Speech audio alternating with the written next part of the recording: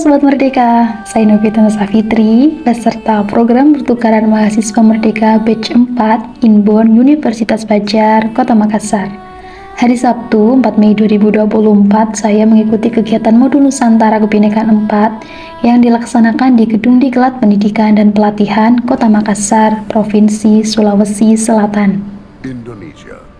Dalam kegiatan kali ini, kami didampingi oleh dosen Modul Nusantara dengan mengundang narasumber dari salah satu tokoh penggiat budaya dan seni yang ada di Kota Makassar, yaitu Bapak Yudhistira Sukatanya.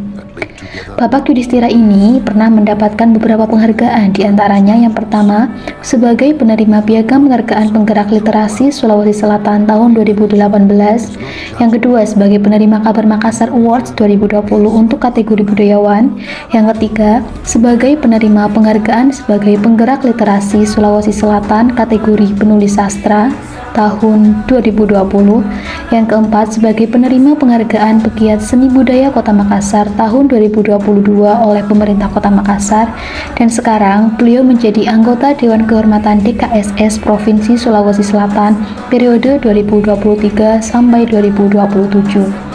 Nah, dalam kegiatan Kebinekaan 4 ini mengangkat topik mengenai naskah Ila Galigo sebagai warisan dunia. Naskah Ila Galigo sebagai Memoir of the World, ya. Perlu Sobat Merdeka ketahui, naskah Ila Galigo ini merupakan fragmen terpanjang di dunia. Ditulis di Makassar sekitar abad 14, naskah ini adalah bagian dari koleksi naskah Bugis dan Makassar yang tersimpan rapat di perpustakaan Universitas Leiden. Bapak Yudhistira menjelaskan bahwa sekalipun La Galigo bukanlah teks sejarah karena aspek mitologis narasi itu terasa sangat kuat, tetapi teks ini diakui oleh banyak ilmuwan karena memiliki pengaruh besar pada bagaimana sejarawan melihat masa lalu peradaban Bugis, khususnya masyarakat Bugis di periode sebelum era masuknya Islam. Menurut Profesor Dr. Nurhayati Rahman, bahwa naskah Ila Galigo kini telah dikembalikan ke Indonesia berkat bantuan Wakil Presiden Yusuf Kala melalui Yayasan Ila Galigo yang didirikannya yang diketuai oleh Tantri Abeng. Yayasan telah memberinya kopi digital ke-12 jilid naskah Ila Galigo yang tertulis dalam aksara Lontara. Dengan demikian, keberadaan naskah tersebut akan sangat membantu masyarakat Sulawesi Selatan, khususnya atau masyarakat Indonesia pada umumnya untuk mengetahui kisah dari epik sejarah Tanah Luwu.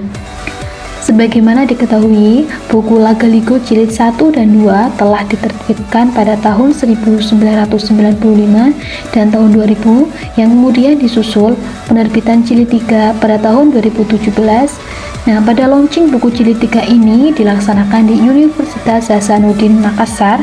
Acaranya dirangkaikan dengan launching website La Galigo.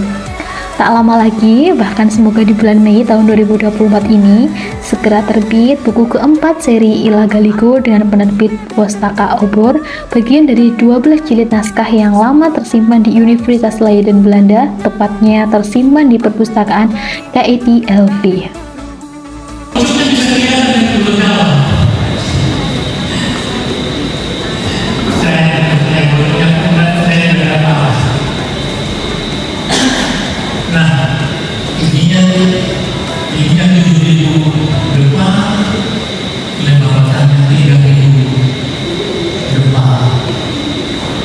Nah, sebagian besar naskah-naskah La Galigo yang dilestarikan ternyata disimpan di Indonesia dan Belanda, seperti halnya satu naskah La Galigo lain yang disimpan di Museum La Galigo di Makassar. Pada tahun 2011, naskah La Galigo di Leiden tercatat dalam daftar Memory of the World UNESCO. Nah, di kalangan masyarakat Bugis ini, La Galigo itu dikenal dengan nama sebutan lain seperti Surek Seleang, Surek Galingo, atau Bicarana. Adalah sebuah kitab yang dianggap suci oleh masyarakat Luwu pada masa lampau. Kesakralannya bahkan hingga kini itu masih diyakini karena naskah La Galigo ini memiliki banyak fungsi. Yang pertama, sebagai bacaan hiburan yang dibaca selepas maghrib sampai tengah malam. Yang kedua, sebagai bacaan upacara, yaitu dibaca saat upacara malam pengantin. Yang ketiga itu sebagai buku mitos atau tuntunan hidup. Dan yang terakhir sebagai naskah tua yang sifatnya itu antik atau sakral. Nah, Apa aja sih yang terdapat dalam Lagaligo? Jadi, naskah I Lagaligo itu terhimpun dalam beberapa episode. Yang pertama, Sawery Gading dengan keluarganya, yaitu yang kedua, Sawery Gading mencari Wetendry atau sepupu sekalinya, dan yang ketiga, Sawery Gading bermaksud mengawini saudaranya itu Wetendry Abeng. Yang keempat, ditebangnya pohon Wellenreng, yang dimana pohon ini merupakan pohon kehidupan di posisi tanah, yang lingkar batangnya itu mencapai 7.000 depak. Dan yang kelima itu Sawery Gading berlayar ke negeri Cina yang bersumpah tidak akan kembali lagi ke tanah Luwu. Selanjutnya, Sawery Gading melamar Wei Chudai, hasil perkawinannya melahirkan I Lagaligo dan Wetendry Dio. Berikutnya ada episode Sawery Gading sebelum dan sesudah goib. Selanjutnya ada Sawery Gading leluhur Raja-Raja Luwu, dan yang terakhir Sawery Gading dalam silsilah. Nah, apa yang tertuang dalam kitab Lagaligo sering dianggap benar-benar pernah terjadi. Bahkan, bagi penganut agama lokal itu, pembacaan Lagaligo juga harus disertai ritual. Sebelum dibaca harus ada persembahan, sesaji, dupa, pemotongan ayam, ataupun kambing. Nah, kabar gembira lagi bagi Sobat Merdeka, pecinta sastra dan sejarah. Salah satu warisan dunia UNESCO, naskah Lagaligo, sudah bisa diakses secara online di seluruh dunia. Perpustakaan Universitas Leiden Belanda telah mendigitalisasikan naskah Lagaligo yang terdaftar di UNESCO pada 2011 kala itu. Naskah dan gambar dapat diunduh untuk bahan pengajaran dan penelitian dari koleksi digital perpustakaan tersebut. Naskah Lagaligo merupakan epos terbesar di dunia, ditulis dalam bahasa dan aksara Bugis. Jadi bagaimana Sobat Merdeka, apakah tertarik untuk menelusuri naskah I Lagaligo?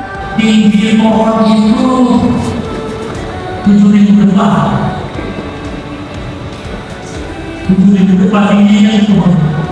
Dan lebar batangnya itu. Nantikan keseruan kami di modul Nusantara selanjutnya ya. See you. Kanan batu 5.